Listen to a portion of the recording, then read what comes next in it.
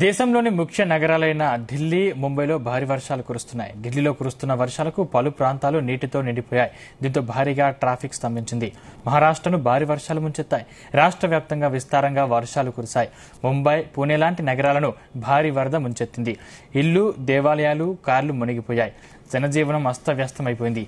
దీంతో ప్రభుత్వం అప్రమత్తమై అధికారులను అరెస్టు చేసింది.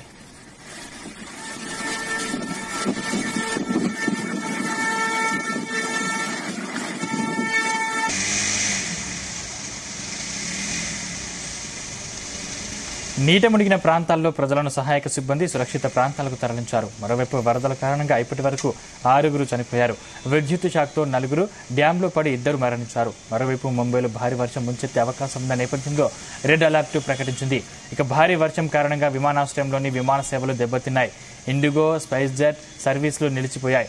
విమాన షెడ్యూల్ కాలానుగుణంగా ఆలస్యం అవుతాయని విమానయాన సంస్థలు తెలిపాయి.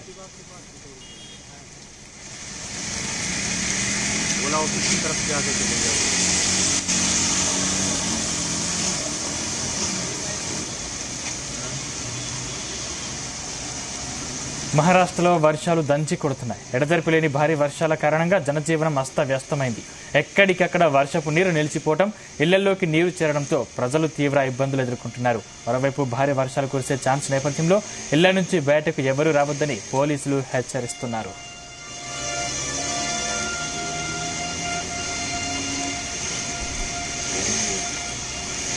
ఇక పూణే, థానే, పాల్ఘర్ నగరాల్లో అతి భారీ వర్షాలు కురుస్తున్నాయి. ఈ క్రమంలో ప్రభుత్వ, ప్రైవేటు విద్యా సంస్థలకు సెలవులు ప్రకటించారు.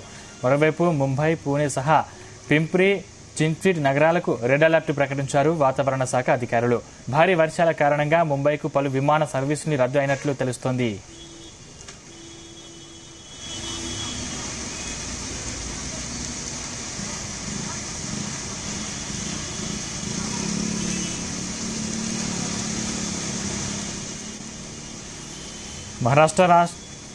రాష్ట్ర వ్యాప్తంగా పలు ప్రాంతాల్లో ఆరెంజ్, రెడ్ అలర్ట్ ప్రకటించారు. వర్ష సంబంధ ఘటనల్లో 6 ప్రాణాలు కోల్పోయారు. పూణేలోని దక్కన్ ప్రాంతంలో విద్యుద్ఘాతంతో 3, తహమేని ఘాట్లో కొండ చర్యలు పడి 1 చనిపోయారు.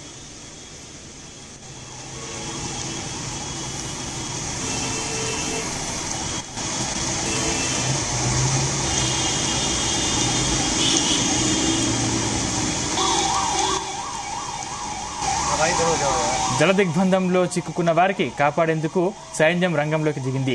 ముంబైలో శాంటాక్రూజ్ ప్రాంతంలో జూలైలోనే అత్యధికంగా 1500 మిల్లీమీటర్ల వర్షపాతం నమోదైంది.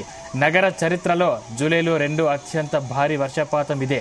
ముంబైలో కురుస్తున్న భారీ వర్షాలతో ఎయిర్పోర్ట్లో విమాన రాకపోకలకు అంతరాయం ఏర్పడింది. రన్వేపై 300 మీటర్ల దూరం తర్వాత ఏమీ కనిపించట్లేదు. దీంతో 11 విమానాలను రద్దు చేశారు. కొన్నింటిని వేరే నగరాలకు దారి మళ్లించారు.